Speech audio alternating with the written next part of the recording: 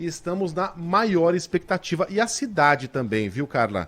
A cidade está contando as horas para que comece finalmente esse evento histórico. Ontem eu passei por aquele local mais conhecido do Catar, que são aqueles prédios iluminados, né? Aquele skyline muito impressionante. Eu até tirei uma foto e mandei para vocês. Muito impressionante. Impressiona até quem já viu de quase tudo.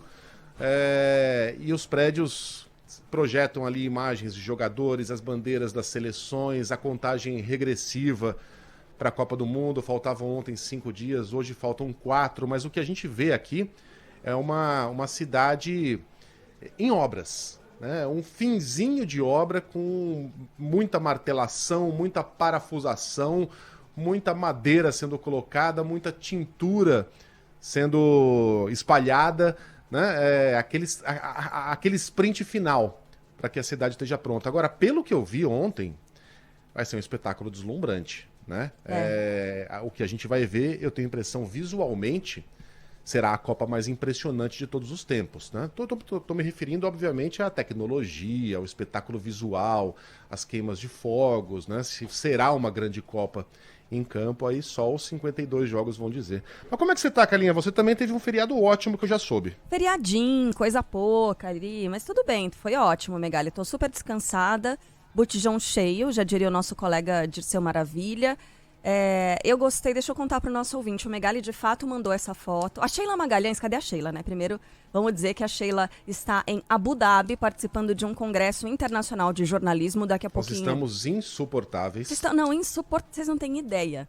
Aí no nosso grupo, o que a gente recebe? Sheila, toda vestida a caráter, com lenço na cabeça e com aquela túnica, né? Tipo uma burca. Chiquérrima, óculos escuros, assim, uma coisa maravilhosa. E aí o Luiz Megali que mandou essa foto, como ele disse, né, de skyline ali, você consegue ver todos os prédios iluminados de Doha. Aí ele fala assim, olha aqui a legenda que ele colocou na foto. Aqui vai uma beleza estonteante. E atrás, o skyline de Doha. Era uma selfie dele. Eu amei essa legenda, Megali, só você mesmo. Quer que eu mostre a foto? Manda, mostra sim. É uma selfie dele. Manda você pro Thiago aí, Carlinha, é mais fácil. Enquanto isso... Não, diga lá. Não, é isso. E aí, tamo junto, pronta aqui pra curtir esse finzinho de ano, né? Esse restinho de 2022. Tem só uma Copa pela frente, assim, coisa pouca. Mas é isso. Coisa pouca. E aí, a partir de agora, a expectativa vai crescer mais e mais e mais, né? A gente falou demais de política, continua falando e falaremos também do futuro governo, do atual, das manifestações. Tem muita coisa importante acontecendo no Brasil, mas obviamente agora o clima de Copa vai se espraiar por todo esse país maravilhoso, como está se espalhando por todo mundo. A gente sente a temperatura, inclusive nas ruas, com muitos torcedores de vários países chegando. Daqui a pouquinho eu vou contar para você sobre as torcidas fake que circularam aqui durante a semana. Mas antes, eu quero acionar nossa reportagem. Como eu disse, a gente está insuportável. É Abu Dhabi, é Doha e é Turim, na Itália, de onde fala a nossa Aline Fanelli. Ela está bem nesse clima mesmo da tarantela, acompanhando o treinamento da seleção brasileira. Ontem esteve na coletiva, fez pergunta e vai trazer informações sobre a turma do Tite. Fala, Aline, bom dia. Que eu já tô vendo aqui no meu retorno. Um ótimo dia para vocês aí no Brasil. Pra gente já quase aquela hora do almoço, né? Estamos 4 horas à frente do horário de Brasília. A seleção brasileira vai treinar às 3 da tarde por aqui, 11 da manhã do horário de Brasília, e hoje com uma previsão de sol, viu? Ele tá bem escondidinho aqui, eu tô conseguindo enxergar o sol, mas hoje ele vai dar as caras depois de 2 dias nublados e com chuva por aqui em Turim. No treino de ontem, que foi o segundo, o Tite já tinha o grupo completo, mas nem todo mundo trabalhou com bola. O Marquinhos, zagueiro, está se recuperando de um desconforto muscular, então ele fez uma corrida leve em volta do gramado. E o Danilo e o Bremer, jogadores da Juventus, que atuaram no domingo à noite por aqui, inclusive o Tite acompanhar esse jogo, eles também fizeram um trabalho um pouco mais leve por causa do desgaste. Então a expectativa é de que pelo menos o Danilo e o Bremer estejam em campo hoje. Com relação ao Marquinhos, não há nenhum tipo de preocupação se ele não estará disponível para a estreia do Brasil, que é só no dia 24 contra a Sérvia. É apenas um desconforto muscular, o Marquinhos não tem lesão e a comissão técnica com o preparador físico Fábio Maceredian e o Rodrigo Lasmar, o médico da seleção, eles têm dosado as atividades do Marquinhos e feito esse acompanhamento junto com ele, para que o zagueiro do PSG esteja prontinho para a estreia da seleção brasileira, ele que é titular da equipe do Tite. Ontem o Tite ficou apenas de lado com trabalhos que foram orientados pelo Matheus Bach, o filho dele que faz parte da comissão técnica, e também do Kleber Xavier. Vamos ver o que o treinamento de hoje reserva. Hoje não teremos entrevista coletiva. Ontem o lateral direito Danilo falou com a gente, uma ótima entrevista, aliás, que você pode acompanhar nas redes sociais da Band News FM, no nosso YouTube e também, claro, durante a nossa programação. E hoje a gente vai estar por lá para acompanhar mais um trabalho do Tite. Antes de acionar o André Coutinho, que está em algum lugar de Doha, Aline, ontem... O Daniel Alves, eu não quero pegar o Daniel Alves para Cristo aqui, não quero virar parte da turba enfurecida que tá querendo linchar o Daniel Alves, não é isso. Mas num jogo de bobinho, numa brincadeira, e, aliás, em 2 ocasiões, né? Ele vai lá e dá 2 entradas pesadíssimas, uma delas no tornozelo do Pedro e a outra no Rafinha. O que significa? O que ele tá querendo provar? Ou ele tá sem tempo de bola mesmo? Tá esquisita essa relação aí do Daniel Alves com a seleção. Olha, Megali, foi uma atividade em campo reduzido e uma atividade, assim, intensa, né? De trocas rápidas de passes, os jogadores precisavam realmente chegar juntos. O Daniel sempre foi um cara que se doou demais nos treinamentos. Isso eu pude acompanhar de perto quando ele atuou pelo São Paulo, quando a gente tinha a possibilidade de acompanhar os trabalhos abertos. Internamente, isso não é nenhum motivo para nada na seleção brasileira. É tratado como um choque de jogo, uma disputa normal. Mas, para o grande público, para os torcedores, o Daniel Alves poderia ter evitado essa força excessiva a mais que ele chegou no tornozelo do Pedro. A gente acompanhou que o Pedro nem reclamou. Também tem aquela coisa, né, de quem tá ali um mais novato, talvez, no grupo da seleção brasileira, porque anteriormente o Daniel já tinha dado uma entrada também no Rafinha e o Rafinha sentiu, ele acabou gritando no lance, mas o Pedro nem falou nada, seguiu, fez aquele teste com o pé direito, assim, batendo no gramado e tudo certo. Então é isso, internamente um choque de jogo, de treino, de pessoas que estão intensas e ligadas para disputar uma Copa do Mundo. Externamente o torcedor não gostou muito não, achou que ele podia ter pego mais leve. Megali e Aline. Um bobinho, diga lá. Não, diga lá, eu queria mudar de assunto. Então mude. Na verdade, foi provocado aqui pelo nosso ouvinte, o Alexandre. Quem abordou esse tema, eu não sei se vocês já abordaram, vocês me desculpem porque, né, tava com a cabeça longe no feriado. Mas, Megali, aí mais de 30 graus, certo? Todos os dias. Sim. Dá pra olhar pra Aline, ela tá toda paramentada. Casacão, luva, cachecol, carinha de frio, sabe a pontinha do nariz tá vermelha. Aline, frio por aí. O craque Neto, aqui na tela da Band, esses dias, ele fez uma provocação pro Fernandinho Fernandes, que tá cobrindo aí também com você, né? Tá na Itália, conversando, falando direto de Turim, trazendo as informações na tela da Band. E o Neto, um tanto quanto indignado, perguntando: por quê? Se a seleção vai jogar no calor, por que foi para esse frio do Turim? Por que é que a seleção brasileira está se preparando em um ambiente de temperatura tão diferente do ambiente que ela vai jogar na Copa? Aline, tem resposta para isso? A Aline já respondeu isso umas 10 vezes. Deixa pra você, Aline. Ô, Aline, desculpa, eu tava fora, tá? Não, mas o é Alexandre isso. Não, mas também, viu, Alexandre? Não, mas tá certo. Tá vendo? Carinha, Essa do cutucão do Megali foi pra você, Alexandre. Não foi cutucão, não foi. Aqui, de fato, a audiência é muito menor no feriado. A gente abordou o assunto, mas claro que muita gente não ouviu. Desculpa, Aline, perguntar a 11ª. Para, Calinha. Então a gente tem que voltar ao assunto. Diga lá, Aline, você explica. Não, gente, mas imagina, é legal a gente repetir mesmo, até pela nossa audiência rotativa, né, durante a semana. Isso é uma dúvida que todo mundo teve. O Danilo, inclusive, falou sobre isso na entrevista coletiva ontem. Foi a primeira pessoa envolvente seleção brasileira que falou sobre esse tema. Havia uma ideia inicial de que o Brasil fizesse a preparação na Espanha, no centro de treinamento do Real Madrid, mas não houve um acordo. Então, o que acontece? De todos os convocados, apenas Everton Ribeiro, o Everton e Pedro não atuam na Europa. O restante está todo por aqui.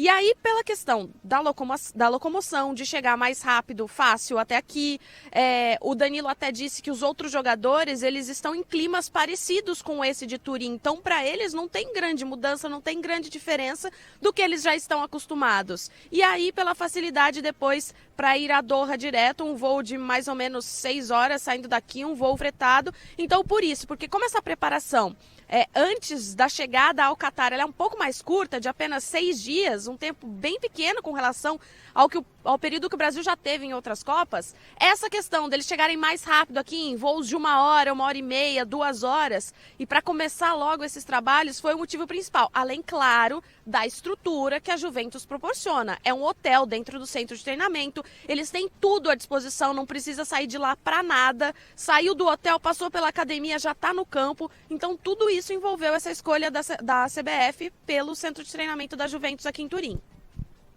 É aquela coisa, os estádios são climatizados e essas mudanças bruscas de temperatura afetam o nosso corpo. Ai, meu Deus, a minha saúde... Mas os caras são profissionais, são jogadores de alto rendimento. Isso aí não afeta em nada a preparação de um time, de uma seleção, né?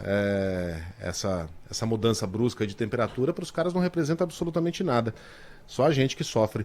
Deixa eu acionar o nosso André Coutinho, que está em algum lugar de Doha, uma rua já enfeitada com várias bandeirinhas das seleções, e vai contar pra gente como é que tá o ambiente na cidade que é responsável por quase a totalidade, né, da população do Catar. Aqui ficam praticamente todos os estádios, com exceção de um, que é exatamente o estádio da abertura.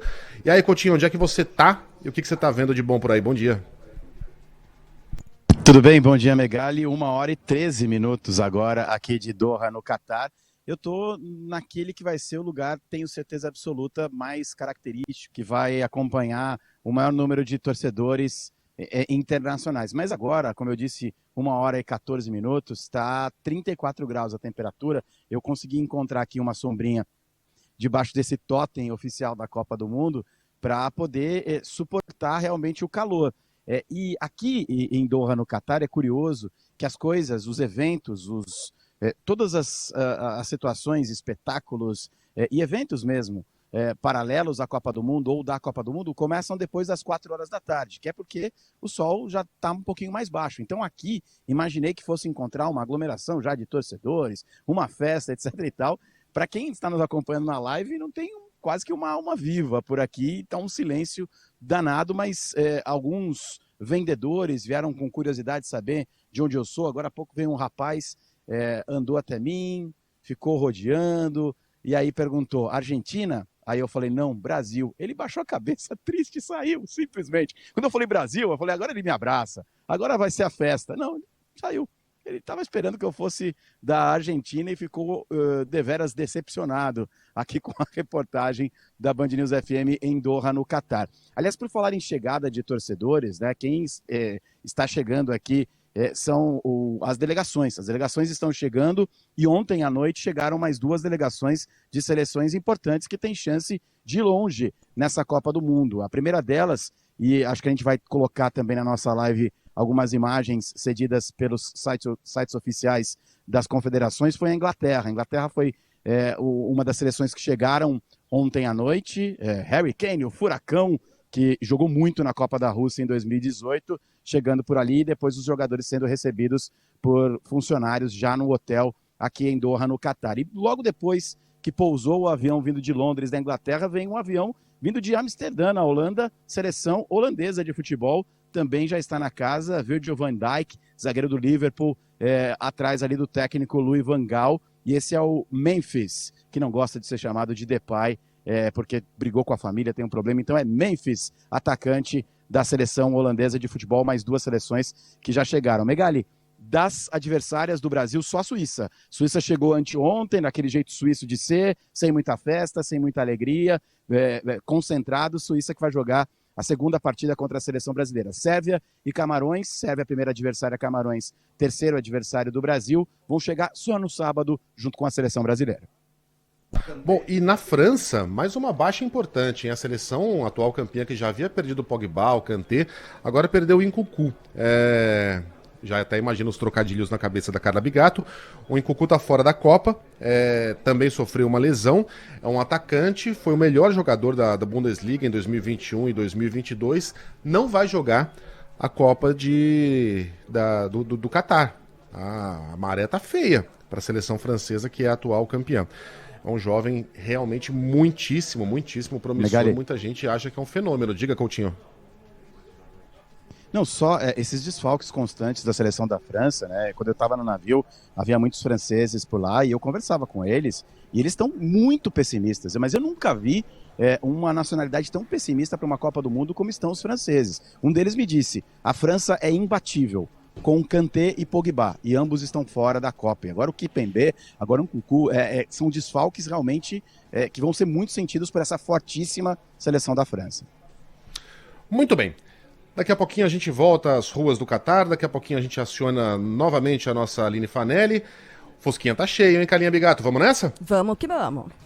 Todo mundo apresentado, todo mundo literalmente escalado, só falta ele, meu galo.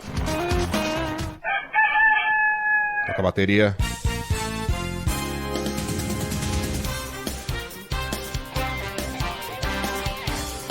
A Aliança Militar do Ocidente continua investigando a explosão que matou 2 pessoas na Polônia, em uma área próxima à fronteira com a Ucrânia. Os ucranianos acusaram os russos pelo ataque e o governo de Vladimir Putin negou a autoria. O presidente dos Estados Unidos, Joe Biden, conversou com o presidente polonês, Andrzej Duda, e reafirmou o compromisso dos americanos com os países membros da OTAN. Em Bali, na Indonésia, para uma reunião de emergência do G20, Biden disse ser improvável que o disparo tenha partido da Rússia. Existe uma informação preliminar que contesta isso. Eu não quero afirmar antes de a investigação ser concluída, mas pela trajetória do míssil é pouco provável que ele tenha sido disparado da Rússia. De acordo com a agência de notícias Associated Press, que ouviu militares dos Estados Unidos, o míssil teria partido da Ucrânia. Para o cientista político Vicente Ferraro, pesquisador do Laboratório de Estudos da Ásia da USP, seção Rússia e Eurásia, um conflito em maior escala envolvendo a OTAN não é interessante para nenhuma das partes. E aí vou dizer, para a parte de fora, que somos nós, também não é não.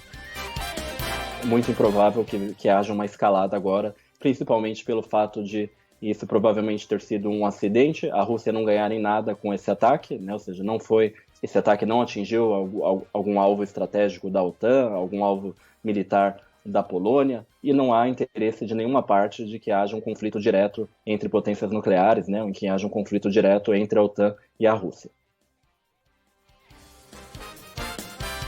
Participa agora do primeiro compromisso oficial na COP27, a Conferência da ONU sobre o Clima no Egito. O petista está no encontro Carta da Amazônia. Ontem, ele iniciou os encontros bilaterais e se reuniu com os enviados de Estados Unidos e China para tratar das mudanças climáticas. John Kerry e Xi Zhenhua, respectivamente. Lula ainda conversou com o presidente do Senado, Rodrigo Pacheco, que sinalizou concordar com a retirada dos recursos destinados ao Auxílio Brasil do teto de gastos por 4 anos. Hoje, o vice-presidente eleito, Geraldo Alckmin, deve apresentar o texto da PEC da transição, que pretende abrir espaço no orçamento da União para o benefício de R$ 600. O presidente do Senado, Rodrigo Pacheco, acredita que a proposta de emenda constitucional pode ser votada no fim deste mês. E o presidente eleito, ele fala neste momento, no evento. Vamos acompanhar um trechinho da fala de Lula. Ops. Democraticamente, subiu o canal errado. Com os seus representantes. Não é possível que um presidente da República não faça reuniões de quando em quando com os governadores. Não é possível que um presidente da República pense que é capaz de governar o Brasil sem levar em conta as necessidades dos estados e, dentro dos estados, as necessidades das cidades. E é lá que está o problema do povo, é na cidade que o povo quer saúde, quer educação, quer transporte, quer qualidade de vida. Vocês sabem que nós vamos fazer uma luta muito forte contra o desmatamento ilegal. É importante as pessoas saberem. É importante as pessoas saberem que nós vamos cuidar muito forte dos povos indígenas e, por isso, nós vamos criar um ministério dos povos originários para que a gente possa fazer com que eles não sejam tratados como bandidos, às vezes, pela imprensa nacional. Nós queremos dar cidadania às pessoas. Então, pode estar preparado,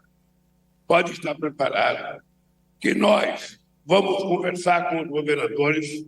Nós não queremos fazer nada sem conversar, sem acordar, mas nós vamos fazer aquilo que é preciso fazer. Amazônia, tudo que a gente puder te dar de riqueza daquele ecossistema extraordinário, de uma biodiversidade que nós ainda nem água, Georgina.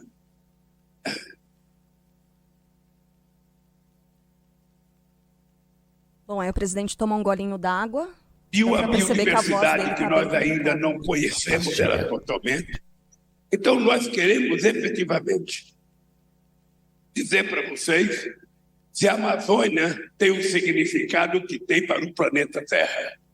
Se a Amazônia tem a importância que todos vocês dizem que tem, que os cientistas dizem que tem, nós não temos que medir nenhum esforço para que a gente consiga convencer as pessoas de que uma árvore em pé, uma árvore viva, ela serve mais do que uma árvore derrubada, sem nenhum critério que tem uma necessidade.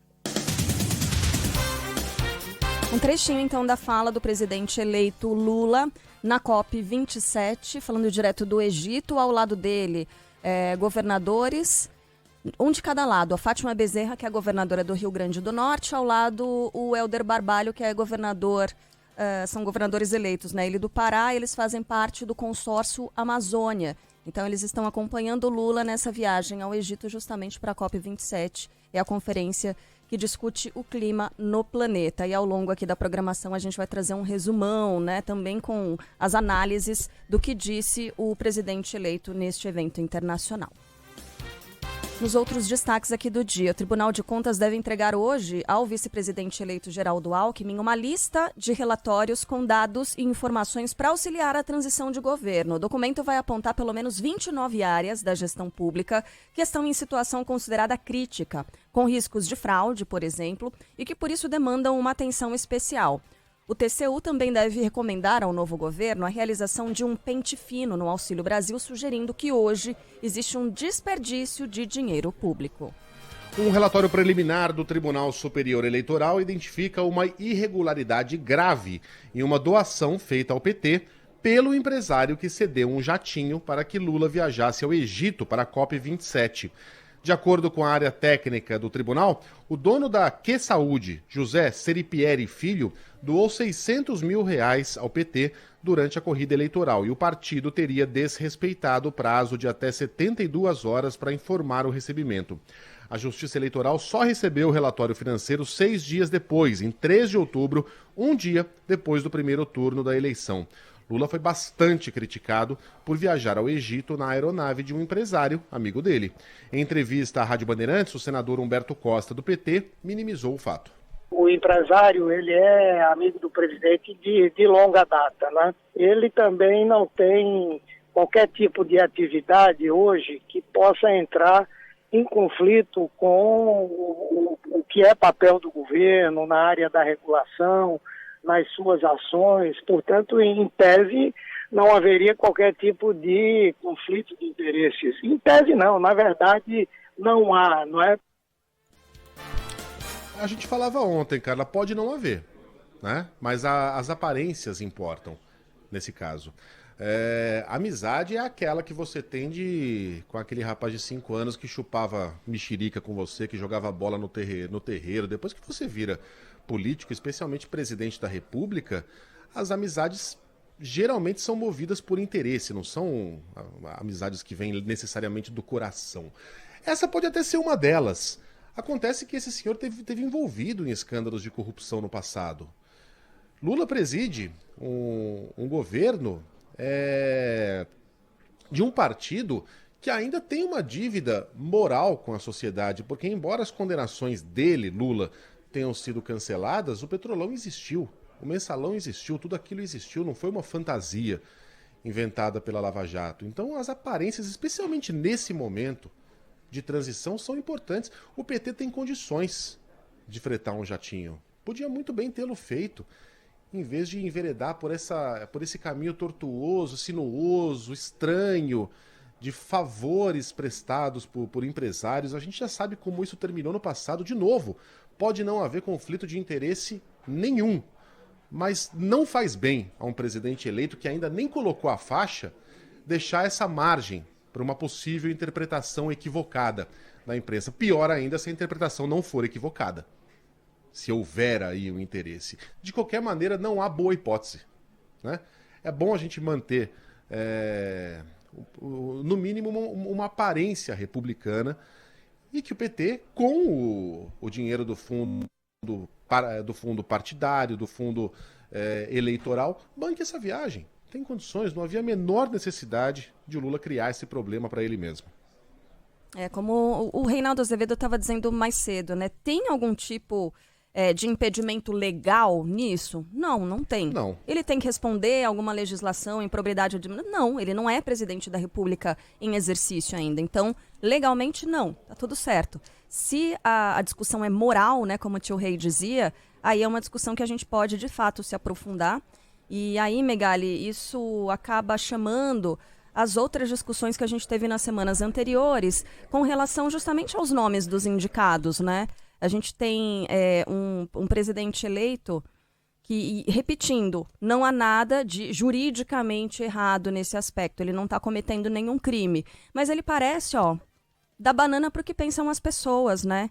As pessoas que ajudaram ao eleger, ajudaram o PT a chegar, é uma frente ampla, na verdade são diferentes linhas ideológicas que fizeram todo esse movimento para que Lula chegasse à presidência da República e, ao que parece, a direção do partido não está se importando muito com o que todas essas pessoas acham. Mesma coisa com relação ao teto de gastos, né?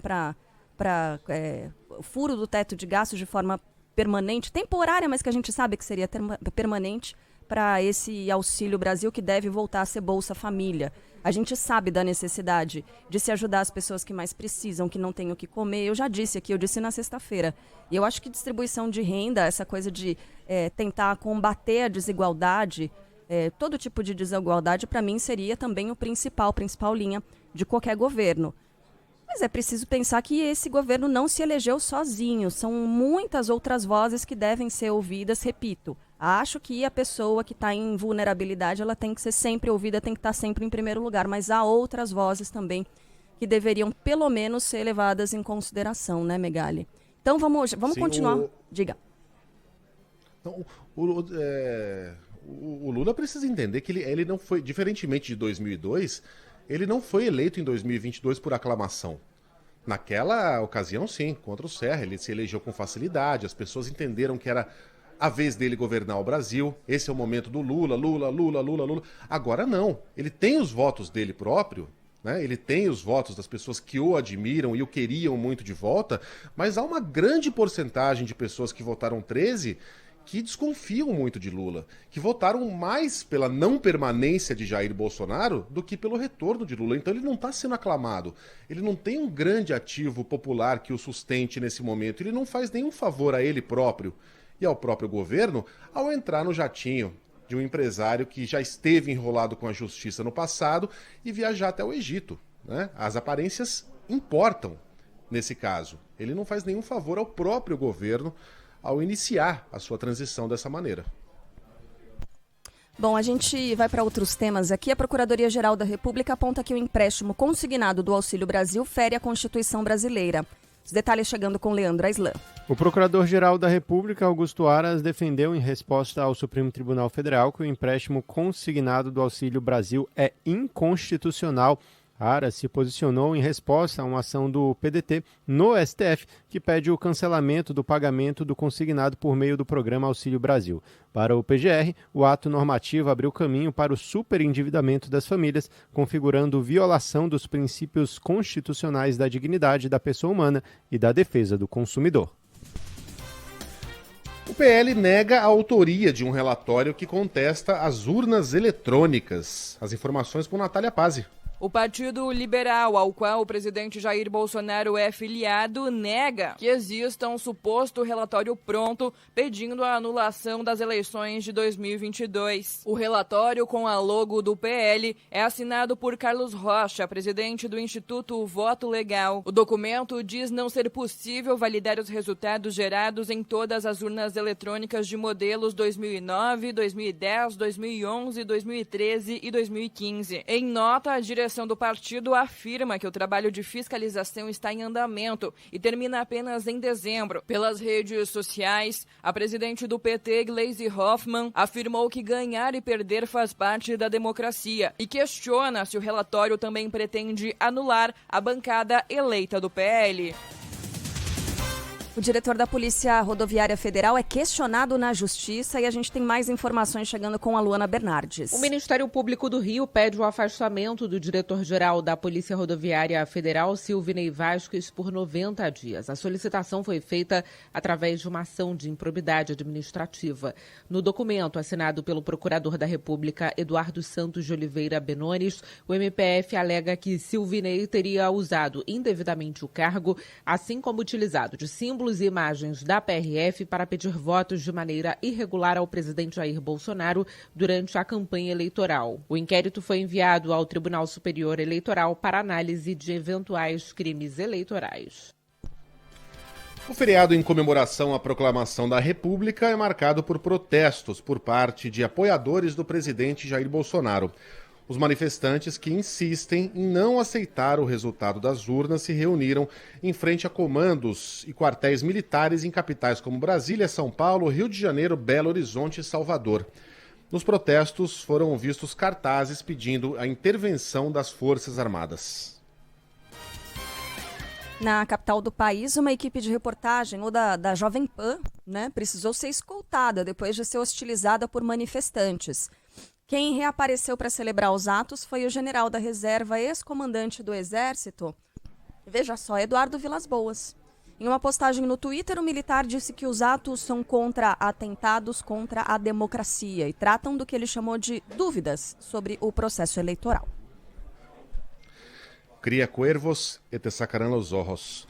Ao longo do feriado, ministros do Supremo Tribunal Federal foram intimidados em Nova York, onde 6 deles estavam para uma reunião do grupo LIDE. Perseguido por pessoas na rua e chamado de juiz corrupto, Luiz Roberto Barroso, tem hora que a gente perde a paciência, viu, Carla? Não é essa a postura que a gente espera de um ministro da Suprema Corte Nacional, mas dá para entender perfeitamente o momento em que o copo vaza, né? Veja aí como é que o Barroso respondeu às provocações. Forças Armadas, para vai deixar o código-fonte ser exposto? O Brasil precisa dessa resposta, ministro. Todo respeito. Por favor, Barroso, responde pra gente. Perdeu, mané, numa mola. Eita, a cara do Megali. Eu não sei o que falar. É isso, né, cara? Não é o ideal. Não precisava ter respondido assim, mas é que a gente pegou só o finalzinho. Acho que o cara devia estar, horas e horas e horas no pé, né? Esse aí estava sendo educado até, enfim, tem uma ideia totalmente errada, equivocada da realidade. Tava sendo vai saber o que o Barroso ouviu antes, né? De repente descontou toda a frustração em um pobre cidadão ali, mas é difícil. A gente sabe. A gente já respondeu de maneira bem atravessada a vários Correios Elegantes, né? Então... Verdade, né? Eu devia ter mudado a trilha aqui, Barroso. Bota o Barroso por cima do Lionel. Forças Armadas, para vai deixar o código-fonte ser exposto? O Brasil precisa dessa resposta, ministro. Todo respeito. Por favor, Barroso, responde pra gente. Perdeu, mané, numa mola. Acho que é isso, né? Acho que é isso. Agora vamos falar de uns pilantras de verdade. Pera aí, ó. A gente vai falar da prisão de neonazistas. Pronto, we don't love those guys de forma alguma. Neonazistas em Santa Catarina. Fala Meu sério. Deus do céu. Não, neonazista sério, não fala brasileiro é um Leonardo. negócio que é difícil até de entender, né? Não faz Qualquer sentido, neonazista é gente. difícil de entender, Sim, mas mas num país brasileiro. miscigenado como o nosso, Pelo amor de de Deus. lascar mesmo, né? É. Leonardo Gomes. Os 8 homens presos em flagrante pela Polícia Civil de Santa Catarina, suspeitos de integrar uma célula neonazista interestadual, já se envolveram em crimes de homicídio ligados à intolerância. O grupo estava reunido em um sítio na região de Florianópolis e participava de um encontro anual da célula. No local foram encontradas revistas, panfletos e outros objetos com símbolos de grupos supremacistas. Os presos, que têm entre 22 e 48 anos, vão responder por associação criminosa e racismo. 4 são do Rio Grande do Sul e os outros de Santa Catarina, Paraná, Minas Gerais e Portugal. Fala sério, né? Bom, ô Megali, nesse fim de semana eu desconectei bastante, deu pra perceber, né? Mas eu Fez tive, muito bem. obviamente, tive que ficar ligada em alguns fatos do noticiário. Por exemplo, isso daqui. Quando eu vi, eu falei, não. Eu acho que eu devo ter, sei lá, dormido demais, eu tô sonhando. Não pode ser. Um navio à deriva bateu na ponte Rio-Niterói. Que história é essa? E aí eu vi a entrada da Agatha Meirelles aqui explicando tudo, contando tudo pro pessoal da Band News FM. A gente tem a atualização desse acidente envolvendo um navio e uma ponte no Rio de Janeiro. Fala aí, Priscila Xavier. A Marinha abre um inquérito para investigar a colisão de um navio à deriva na Baía de Guanabara contra a ponte Rio-Niterói. Uma perícia da Defesa Civil e da concessionária que administra a via apontou que a estrutura não sofreu danos. A embarcação estava abandonada desde fevereiro de 2016. No entanto, uma determinação da Justiça Federal ordenava a retirada do navio da área de fundeio. A medida tinha como base um relatório da Capitania dos Portos que apontava que a embarcação apresentava riscos à segurança da navegação e de instalações na Bahia, como a própria ponte. Um mapeamento da Universidade Federal Fluminense apontou que no ano passado havia 58 embarcações abandonadas somente entre o Porto de Niterói e a ilha de Paquetá. Tem um vídeo circulando aí, Carla. Bom, primeiro, né? Esse bichão aí tem 240 metros, pouquinho menos, 240 metros de extensão. Isso equivale a mais de 2 gramados do Maracanã enfileirados um atrás do outro. É um negócio enorme. E o assustador é o que a Agatha contava pra gente antes. Faz anos que a Band News FM faz matéria sobre essas embarcações abandonadas, largadas ali na Baía de Guanabara. Ninguém sabe o que fazer com elas, aquilo não tem dono, fica lá contaminando a água, derramando óleo. Caso mais grave ainda é o do porta-aviões, o porta-aviões São Paulo, que serviu aos militares brasileiros, serviu ao país até 2014, 2015, e hoje está à deriva, está ali em Pernambuco, coberto de amianto, que é uma substância absolutamente tóxica, cancerígena, e ninguém sabe o que fazer com ele. Nenhum país aceita o São Paulo. Então, essa sucata, às vezes, provoca problemas graves, como esse que aconteceu na ponte Rio-Niterói. O vídeo que eu estou citando aqui, o cara está dirigindo na ponte, ele vê a embarcação se aproximando e fala, meu irmão, ah lá, tá à deriva, vai bater. E o bichão bate ali ao lado dele. É um impacto assustador mesmo. É algo a gente assustador. ouve o som de 1000 trovões. É. Você imagina o cara que tá ali. Nossa. Esse vídeo tem som? Tem som? Não sei. Não. Não. Ele abriu outra linha aqui. que entrou aí, meu Deus Sei do lá, céu? eu abri qualquer canal aqui e não era isso. Desculpa. Bom, se a gente conseguir o som, o cara vai falando, pô, meu irmão, vai bater, lá, vai bater. Aí só de do lado um dele. estrondo. Bateu na ponte aí. aqui, ó. Olha lá. Isso, é bem esse momento. Caralho, bagulho doido. Bateu na ponte aqui, ó. Esse momento. Aconteceu ao lado bagulho dele. doido. A câmera Bagulho até doido. cai. Bagulho doido mesmo. Doido mesmo. E agora? A Band News FM Fluminense tá lá. O tempo todo enchendo o saco nada, né? Cobrando as autoridades para que façam alguma coisa em relação a isso. Poluindo a cidade mais bonita do Brasil, colocando em risco a vida das pessoas. E agora? Alguma autoridade vai ser... alguma alguma providência vai ser tomada ou a gente vai continuar arriscando a vida das pessoas e o nosso ecossistema desse jeito?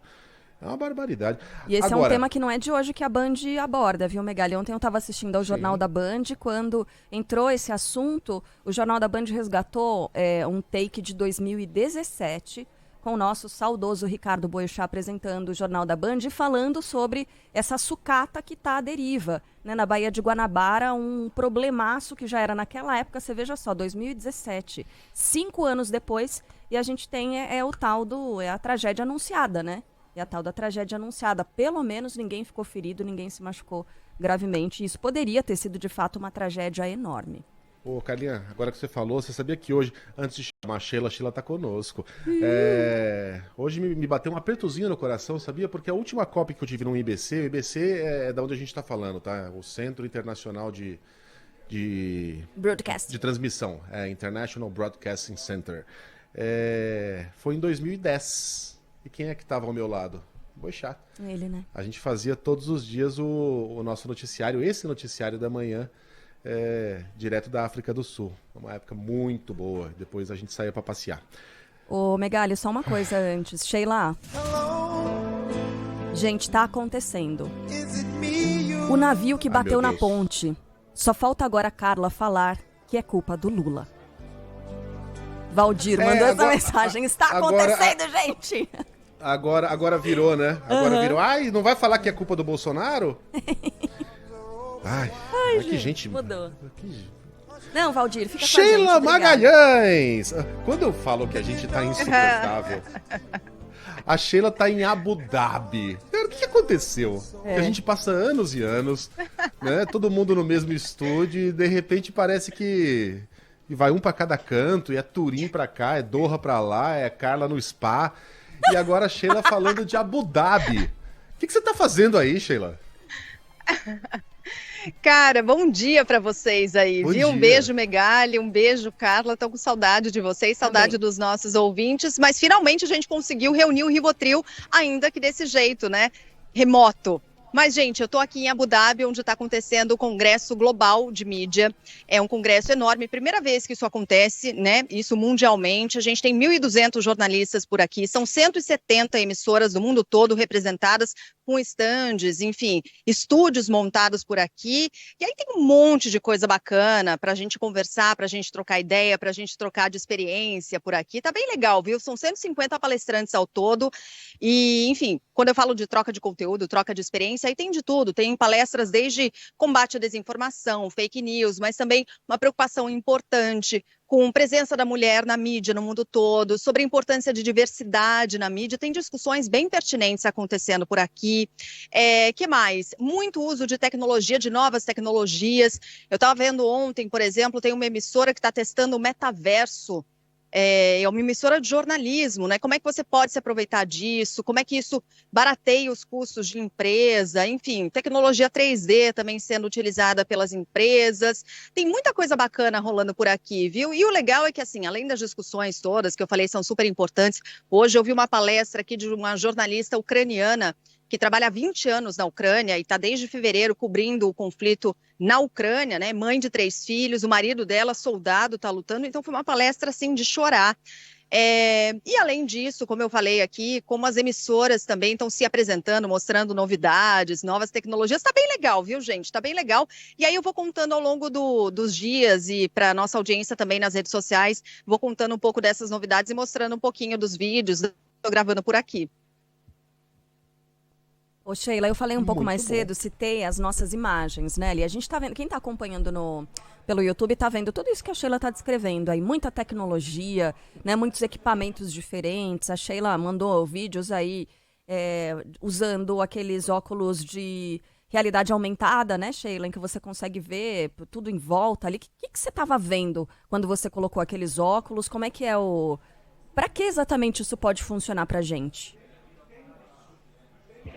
Carla, você sabe que a emissora que estava apresentando essa ideia, e eu conversei, né, com um dos representantes dessa emissora, e ele falou assim, cara, eu estou baixando os meus custos absurdamente. Por quê? Porque eu posso incorporar essa tecnologia e eu não preciso mais de tanto espaço, de um parque tão grande com salas, com estúdios tão grandes, se eu posso fazer isso virtualmente, né? Então, se eu posso colocar ali um repórter, um jornalista e utilizar a realidade virtual, em vez de ter estúdios, grandes aglomerados, eu estava vendo naquele momento, e isso vale para emissoras de jornalismo, mas vale também para emissoras de entretenimento. Então, ele estava mostrando, por exemplo, um programa que é um programa de concurso de cantores, sabe? Desses concursos que tem aí aos montes. E ele falou assim, cara, isso demanda muito investimento, muita tecnologia, muito espaço físico. Ele falou, e quando você usa o 3D, você consegue substituir boa parte disso. Você pode colocar ali o candidato cantando num espaço pequeno, de 3x3 e tal, microfone e tal.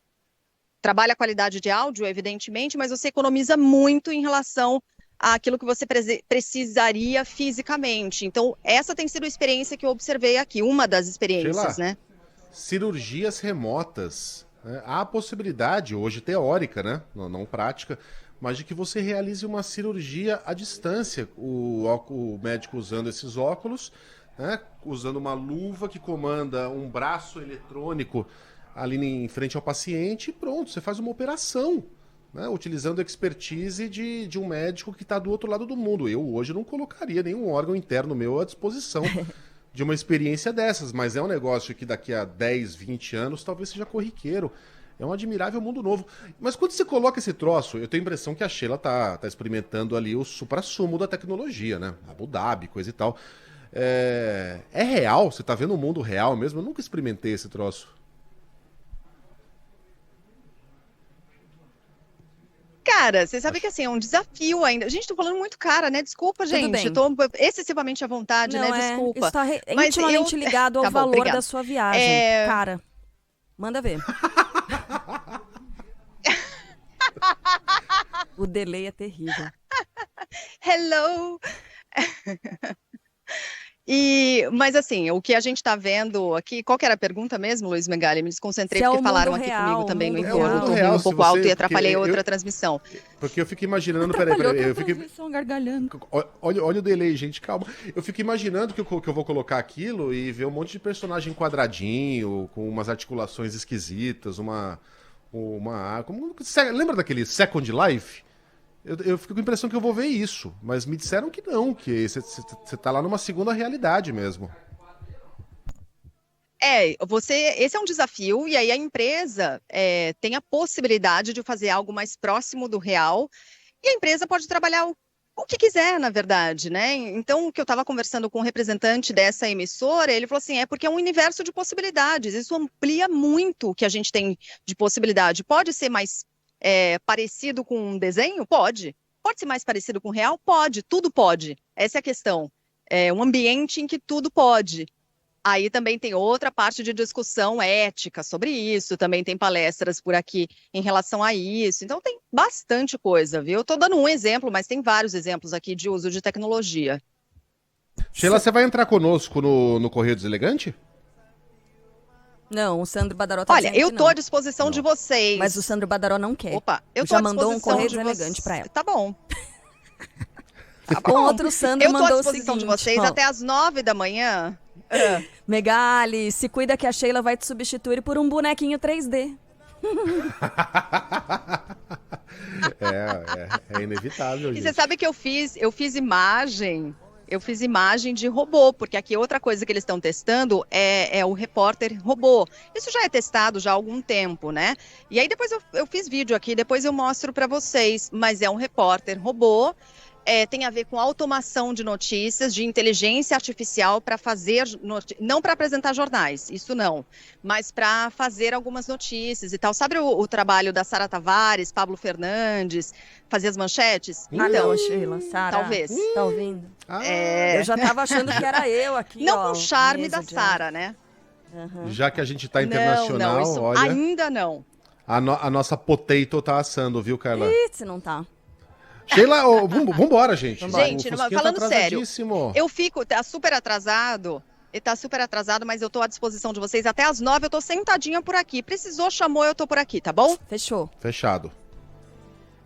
O Bruno, nosso Beijo ouvinte, grande, tá dizendo, gente, olha, vocês estão igual o pessoal do Terceirão pra Vida, que é um meme do pessoal que tá muito junto no terceiro colegial, mas aí depois que se separa, a vida leva cada um pra um lado, tipo a gente.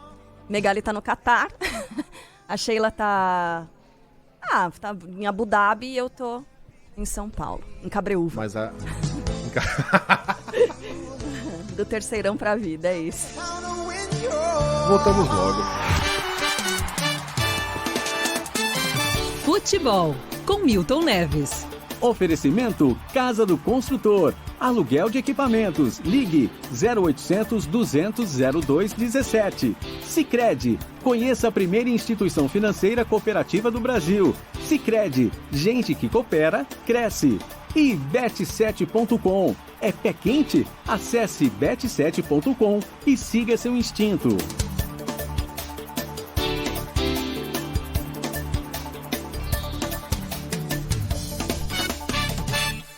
Fala, Milton, bom dia.